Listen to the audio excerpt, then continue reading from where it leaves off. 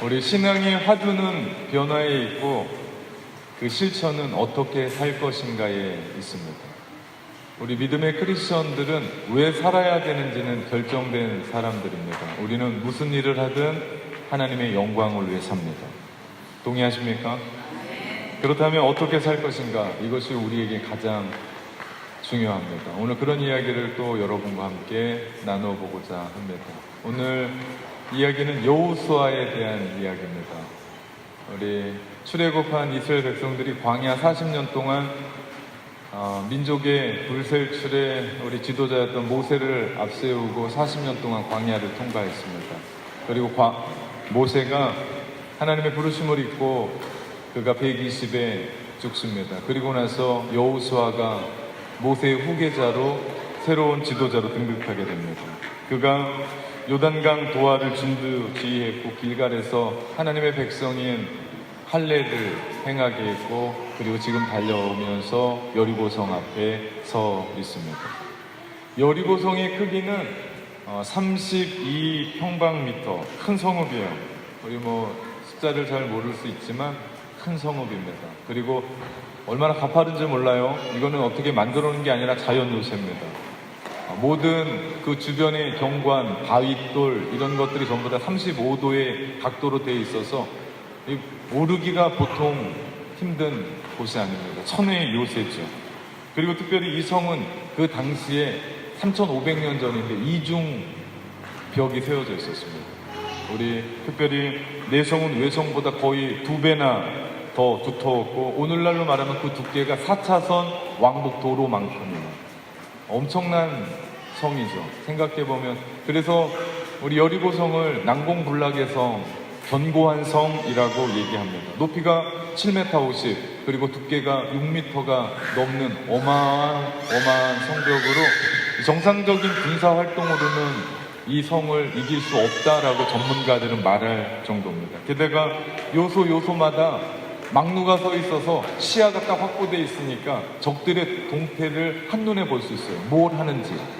사실 여러분은 자리에 앉아있기 때문에 뭐 하는지 눈에 안 띌 수 있지만 설교하는 저에게 눈에 다 들어오거든요. 이것처럼 그 성루에 딱 앉아있으면 뭐 하는지가 다 보여요. 적들이 무슨 짓을 하겠다라는 게 다 보일 정도로. 그러니 여리고성을 감히 전투로 이겨보겠다라고 하는 것은 꿈에도 꿀 수 없을 정도로 오늘날로 말하면 그야말로 최첨단 방어시설로 무장한 요새입니다. 그것뿐만이 아닙니다. 그 당시 그 가나안의 군사들은 수많은 전투에 관련된 막강한 병사들이었습니다. 그런 것에 비해 이스라엘 백성들은 무기조차, 별난 무기조차 없는 그러한 상황이었습니다. 그때 여호와께서 여호수아에게 약속하십니다. 2절 말씀해 보니까 내가 이 성읍을 내 손에 넘겨주겠다. 걱정하지 마라. 내가 너에게 승리를 안겨주겠다. 이게 하나님의 약속의 말씀입니다. 그리고 3절에 보니까 그 전략을 얘기하세요. 너희 돌아라. 성을 돌아라. 하루에 한 번씩 6일 동안 돌고 마지막 7째 날은 7번 돌고 소리쳐라. 이것이 여리고성, 그 견고한 성, 난공불락의 성인 여리고성을 물리칠 수 있는 필살기라고 얘기합니다. 아주 작전이 심플해요. 도는 겁니다. 군사들이 앞장서고 법궤가 앞으로 가고 양강나팔을 분 7 제사장들이 앞으로 가고 뒤에 후미에 또 병사들이 가고 그 뒤에 백성들이 따르는 그러한 구도로 날마다 돕니다. 참으로 이 명령은 이상한 명령이지 않을 수 없어요. 그 견고한 성 여리고성이 돈다고 해결되나 의심이 들 수밖에 없습니다. 돈다고 될까? 이거 돈다고 이상하게 되는 거 아니야? 혹시 위에서 아래로 그 돌 때 모든 이스라엘 백성들이 돌 때 위에서 기습 공격이라도 하면 전부 다 몰살입니다. 위태로운 상황이 됩니다. 이 명령은 하나님에 대한 절대 명령, 하나님의 절대 순종, 하나님에 대한 절대 신뢰가 없으면 따를 수 없는 명령입니다. 그러나 여호수아와 이스라엘 백성들이 하나님의 말씀대로 순종합니다. 그들이 그렇게 할 수 있었던 이유가 있습니다. 그것은 하나님이 그들과 함께 계심을 믿었기 때문입니다. 그 말씀의 표징이 8절에 있는 말씀입니다. 여호수아가 백성에게 이르기를 마침에 제사장 7은 양각 나팔을 잡고 여호와 앞에서 나아가며 나팔을 불고 여호와의 언약궤는 그 뒤를 따르며 라고 말씀합니다. 하나님의 언약궤, 이 정말 중요한 그들에게 있어서 하나님의 임재를 상징하는 하나님의 법궤였습니다. 오늘 이 말씀을 가만히 자세히 보면요, 여호와의 언약궤는 여호와 하나님과 동일하게 쓰여져 있는 것을 봅니다. 즉 이스라엘 백성들은 알았습니다. 하나님의 언약궤가 우리 안에 있을 때 하나님이 우리와 함께 계심을 알았습니다. 그 하나님의 임재, 그들과 함께 계신다라고 하는 그 믿음이 여호수아와 그리고 그 백성에게 있었기 때문에 그들은 그 말씀에 순종합니다. 지금까지 이스라엘 백성의 역사가 그랬습니다. 홍해를 건널 때, 광야를 지날 때도 언약궤는 늘 그들에게 있었어요. 광야에 언약궤가 들어가 있는 성막에 구름이 머물러 있으면 이스라엘 백성들은 몇 날 며칠을 머물렀습니다. 그리고 언약궤가 머물러 있었던 성막에 구름이 움직이기 시작하면 이스라엘 백성들은 모두가 모든 일들을 내려놓고 움직이기 시작했습니다. 요단강을 건널 때 그때는 마치 모맥을 추수할 때여서 물이 넘칠거리는, 그러할 때도 제사장들은 언약궤를 메고 발을 그 강에 내립니다. 그럴 때 그 강은 길이 되옵니다. 이것이 언약궤가 이스라엘 백성들과 함께 했었던 그 역사 속에서 보았던 가장 중요한 것이었죠. 즉 한마디로 말하면 언약궤를 메고 전쟁에 나아가면 승리했습니다.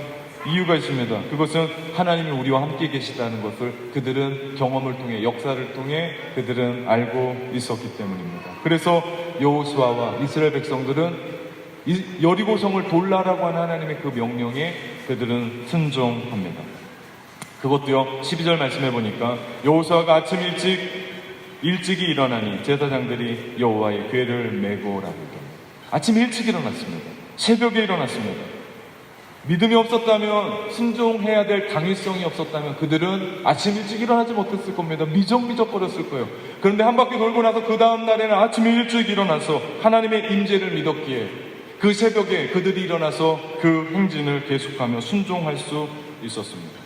그러면서도 그 순종이 완전한 순종이 되게 하기 위해서, 온전한 순종이 되기 위해서 10절 말씀해 보니까 너희는 외치지 말며 너희 음성을 들리게 하지 말며 너희 입에서 아무 말도 내지 말라 말씀합니다. 무슨 얘기입니까?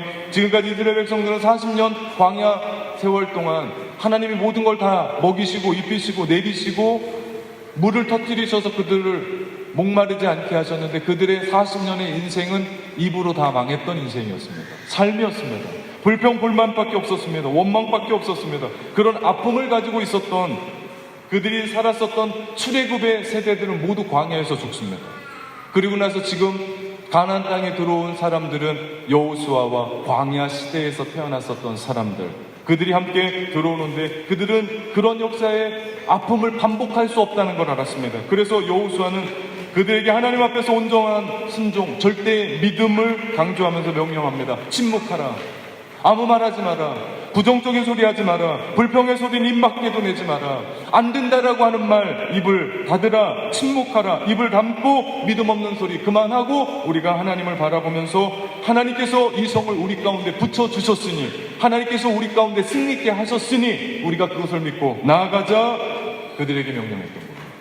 그 온전한 순종, 그 절대적인 그 믿음으로 말미암아 이스라엘 백성들은 이해가 되지 않았었던 하나님의 명령에, 이성에 부합되지 않았었던 하나님의 명령에, 합리적이지도 않았던 그 하나님의 명령에 순종합니다.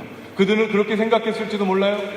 가장 역사적으로 견고한 성 중에 하나였었던 여리고성은 다른 전략이 필요한 게 아니냐, 그 어떤 성보다도 강한 이 성은 다른 전략, 하나님의 전략이 필요한 것 아니냐라고 생각할 수 있을지도 모릅니다. 그러나 하나님이 일하시는 방법은 언제나 동일했습니다. 말씀에 순종하느냐 하지 않느냐의 그 유무에 있었습니다.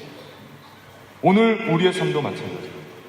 하나님 우리 가운데 말씀하셨던 66권의 말씀을 가지고 오늘 21세기 뉴질랜드 이민과 유학으로 살아가는 우리들의 삶에 나의 이성에 부합되지 않고 나의 합리성에 맞지 않고 내가 가지고 생각했던 이해야 전혀 다른 부분이라 할지라도 오늘을 그 하나님의 말씀을 가지고 하나님 앞에 순종할 것인지, 절대 믿음을 가지고 하나님 앞에 나아갈 것인지를 하나님께서는 우리에게 보고 계신다는 거죠.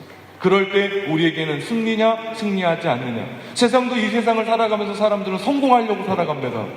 하물며 믿음의 크리스천으로 살아가는 우리가 이 땅을 살아가면서 하나님의 사람으로 성공하기 위해서는 세상 방법대로, 세상이 하는 그 수대로, 세상이 하는 대로 살아가면 우리는 성공할 수가 없습니다. 하나님의 방법대로, 하나님의 말씀하신 그대로 말씀에 순종할 때 우리에게는 하나님의 승리가 있게 될 줄 믿습니다. 하나님의 명령에 온전히 순종으로 절대 믿음으로 나아갈 때 그 견고한 성은 무너질 수밖에 없었고, 무너지게 되자 결국 이스라엘 백성 모두가 올라가서 이스라엘 여리고는 탈취되고 맙니다. 그렇습니다. 여리고 성이 무너진 건 이스라엘 백성들이 땀 흘려서 성을 돌았기 때문이 아닙니다. 언약궤를 앞세워서도 아닙니다. 그들이 큰 소리로 고함을 쳐서도 아닙니다. 물론 겉으로 볼 때는 그럴 수 있겠지만 궁극적으로 볼 때는 그들이 하나님 앞에서 하나님의 말씀에 온전히 순종했기 때문입니다. 오늘 우리의 인생도 마찬가지입니다. 하나님, 왜 내 인생에 성공을 안 줍니까? 하나님, 왜 내 인생에 승리가 없습니까? 라고 묻기 전에 나는 오늘 하나님의 말씀에 순종하고 있는지를 먼저 물어요. 출애굽 전에 6월절에도 그들은 죽음과 양의 피가 무슨 관련이 있는지도 몰랐어요. 고센 땅에 있으면서 어린 양을 잡아서 문설주와 임방에 치라라. 그러면 마지막 10가지 재앙의 장자의 죽음 때, 죽음의 사자가 그 땅을 모두 죽여나갈 때 고센 땅에 문설주와 임방에 어린 양의 피가 발라졌던 그곳은 이 죽음의 사자가 뛰어넘습니다. 이것이 6월절 패스오버입니다.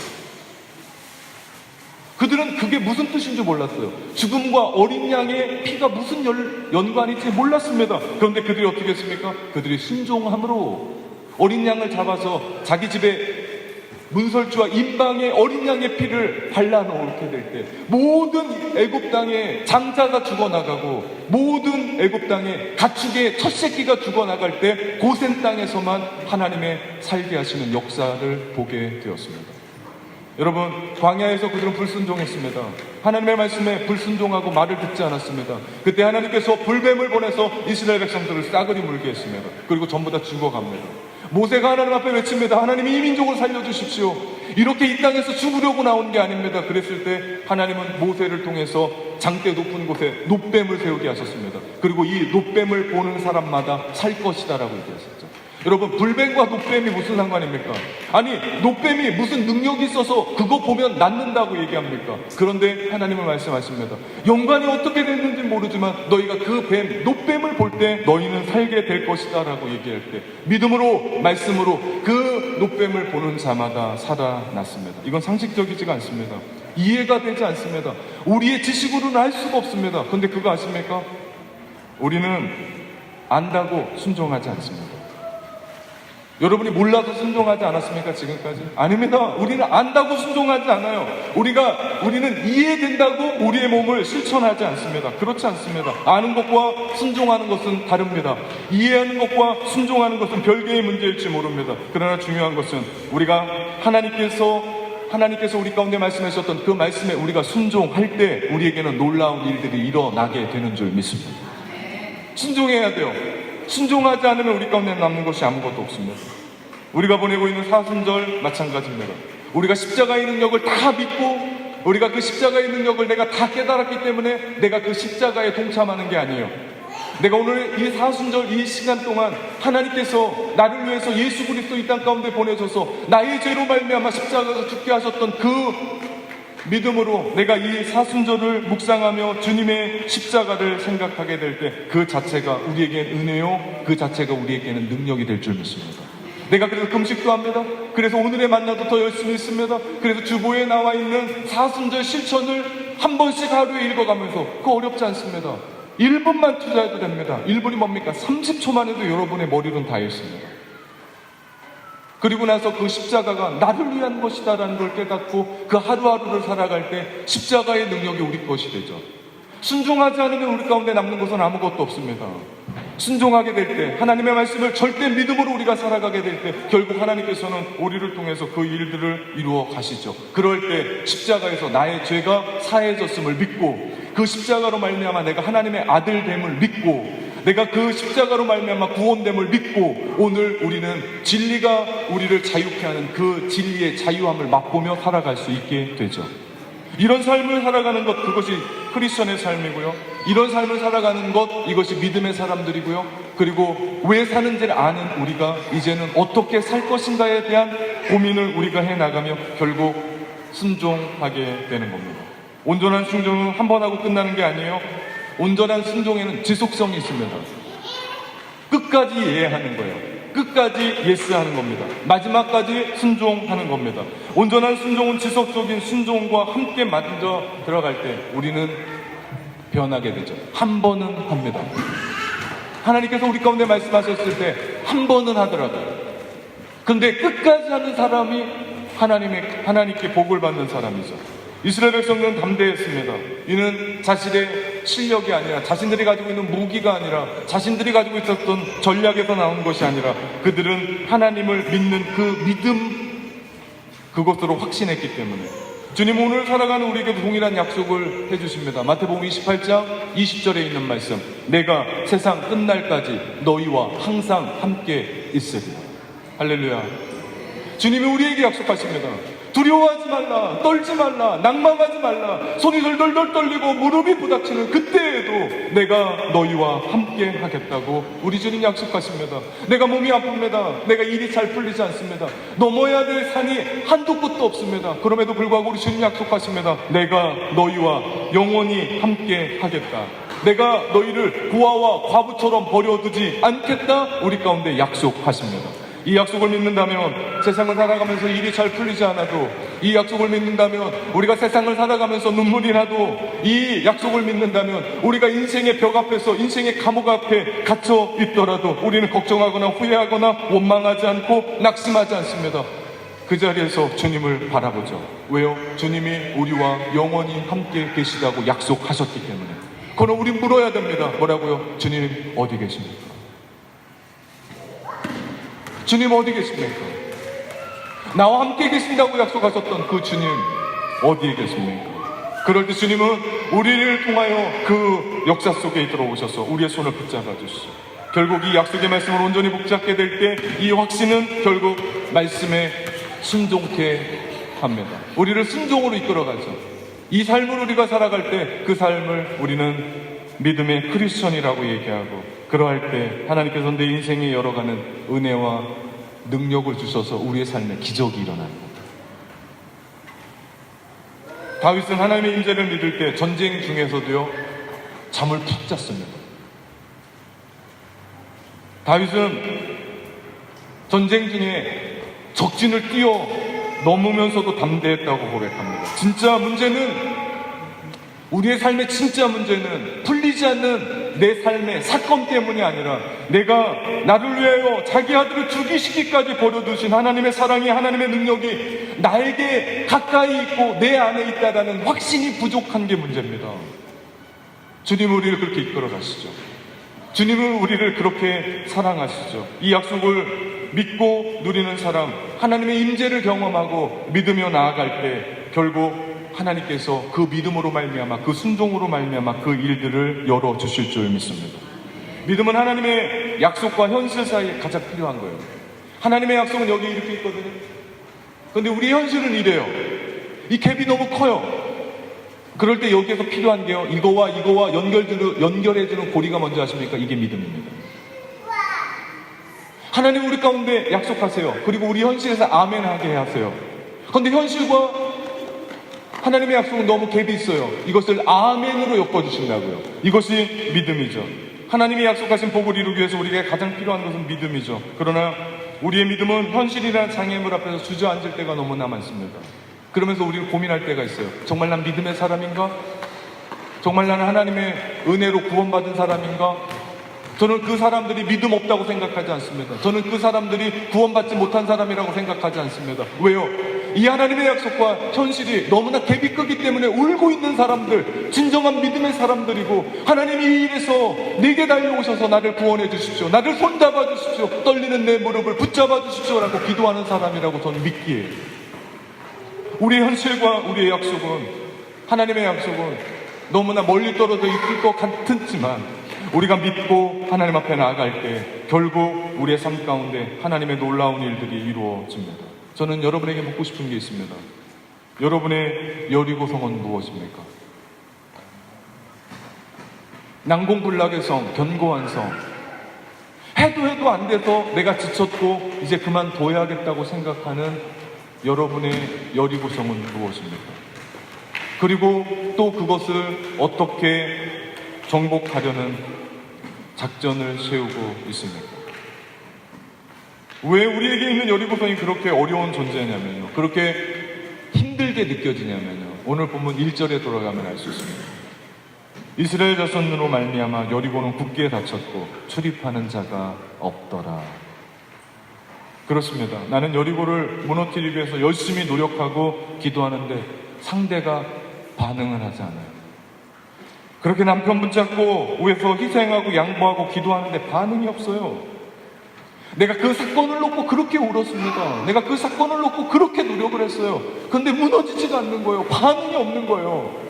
나한테 응답이 없는 겁니다. 문을 꼭 닫아 걸고 미동하지가 않습니다. 노력했는데 안 되는 겁니다. 여리고성 앞 안에는 문을 열지 않아도 충분히 먹고 살 물과 양식과 재물이 있었습니다. 마음을 열려 하지 않습니다. 이제 필요한 것은 나의 능력이 아닙니다. 여기에서 정말 우리 가운데 필요한 것은 여호수아 이스라엘 백성들이 했었던 것처럼 침묵하고 입 닫고 성을 돌 뿐입니다. 우리 어제요, AOC 청소년들이 큐티를 끝나고 부활절 행사를 준비한다고 우리 선생님들이 댄스를 보여줬어요. 유튜브로. 이거 할 거니까 우리가 연습해야 된다. 그 조그만 놈들이 무슨 말이 그렇게 많은지. 이거는 세 달 지나도 못해요. 이건 못하는 겁니다. 이거 안 되는 거예요. 이건 누구라고 제가 말은 하지 않겠어요. 이거 안 돼요. 이거 안 돼. 이거는 할 수가 없습니다. 제 허리가 안 돌아가요. 이거는 나는 할 수가 없습니다. 그 조그만 놈들이 그걸 어떻게, 선생님이 하자고 그러는데, 물론 제가 하자고는 안 했습니다. 저는 허리가 안 돌아가니까. 그거 어디서 배웠을까? 제가 누구라고 하지 않겠습니다. 전 집에서 배웠을 거라고 생각합니다. 안 된다, 할 수 없다, 우리는 안 된다라고 이야기합니다. 이제는 우리가 바꿔야 됩니다. 어떻게 해요? 된다! 하나님이 우리와 함께 하시니 된다. 하나님이 우리 가정 가운데 함께 하시니 된다. 하나님이 너와 함께 하시니 된다!